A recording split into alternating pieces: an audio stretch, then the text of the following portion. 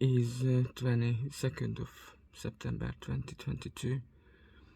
I did not expect to having to make this recording around 12 midday.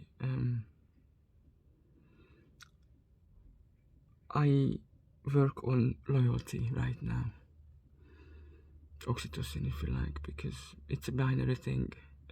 Either there is or there isn't enough for it to work, and if it works, it works. That's why people, I presume, do things like go on existing but not living, become kamikaze pilots, or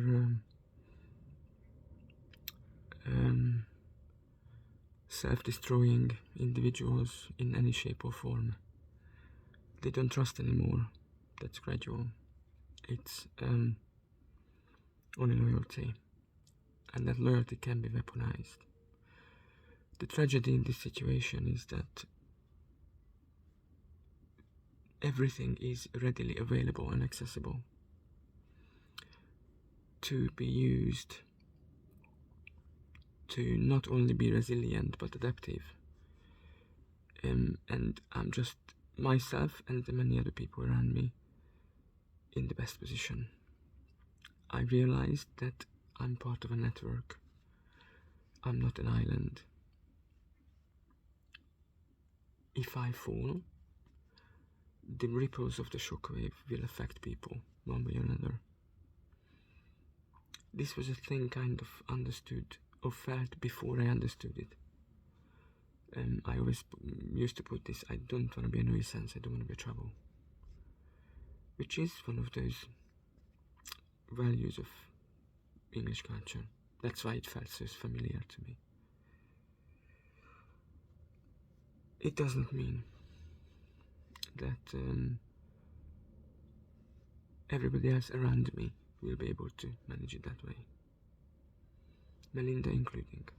Why is this important? Because at this point in time, that's why the recording at this time, she just didn't understand that the sameness, the fondness we developed based on success experiences in previous life came to an end in terms of its lifespan. Whether that friendship can live on, not just exist, a connection existing some way or another, was dependent on whether we understand our situation and differences and find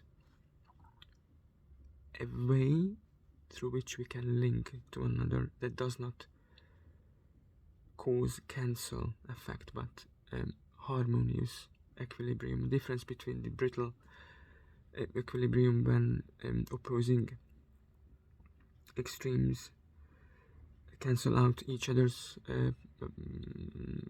effect to go to zero. So that's the brittle balance, and the harmonious equilibrium when it's not a zero-sum game.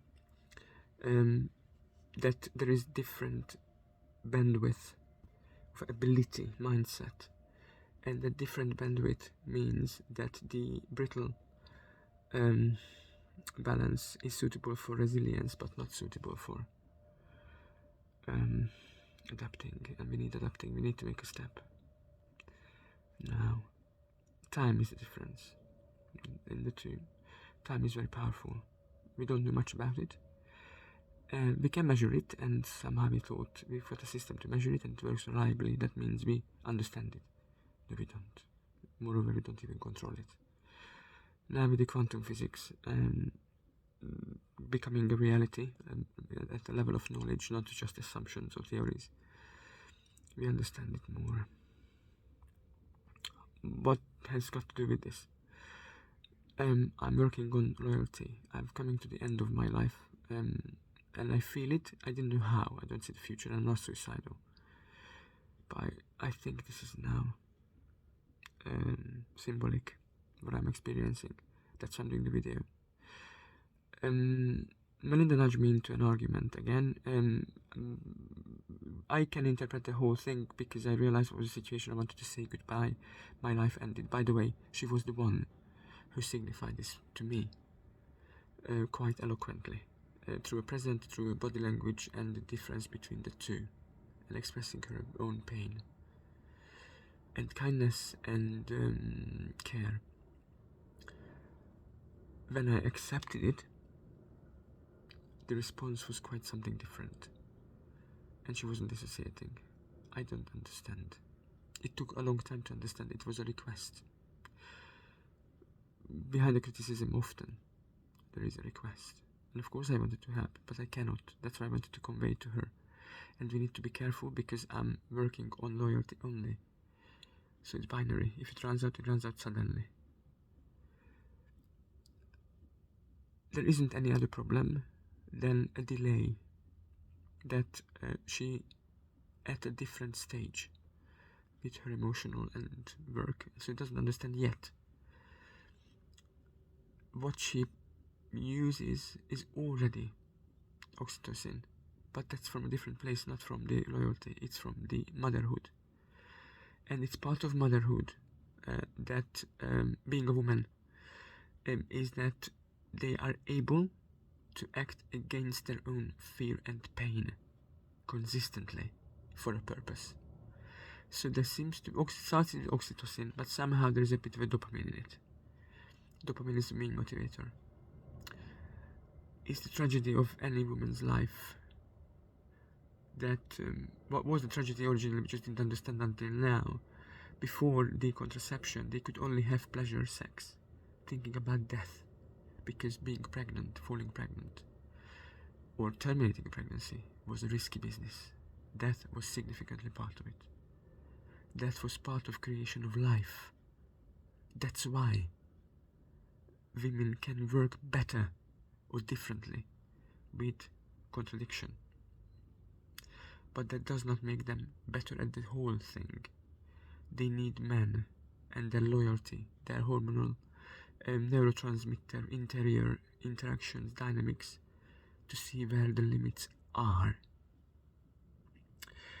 Testosterone in a woman's body makes them competitive. It's an evolutionary advantage for them to survive.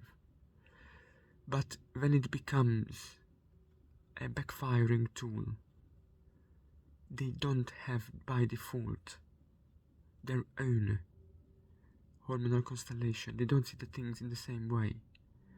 Therefore, we're ending up with so many divorces, so many domestic violence cases. By the way, do not fall for the statistics about domestic violence. Male perpetrators, everybody's a perpetrator in it. It's a dance, it's tango. Not because people are weak in it, but because different hormones are involved in it. For a woman, it's part of life to act on contradiction, and they can fight without knowing what the outcome will be. Moreover, what I see from Melinda, she feels the devastation. She knows it's wrong. She knows absolutely wrong. And she feels the sheer pain. Because she cannot change her behavior. It's not her decision. That's the interaction in that moment of all those neurotransmitters. So is mine. I understood this. I could manage to overcome a lot of things so far because I understood the contradiction. And learned how to work with duality. Learned from Melinda. The only thing I ask for her for now, a bit of space to hold on to duality a little bit longer until she gets a breather and I get a breather. She gives up not because duality is impossible, because uncertain. Did not do the job of work of relating to shame properly. Denying is not good, because then we don't see when we use it as a shield and don't know where to persist and where to stop. She learned the hard way from the losses that her own ways may not be perfect. She feels betrayal. She acted because of the environment she's in, She did not know about the culture, so she copy-pasted because that's what she experienced. But again, that's only the intensive care, only the media. She hardly has any other connections. I know that because she's always here. She's not always here because she doesn't want to have connecting. No. Because she knows how she learned. And she knows how I learn. Loudly. Talking. This is how I learn. Reading, talking. So she needs the information still. But the cultural pressure doesn't allow her to ask for it.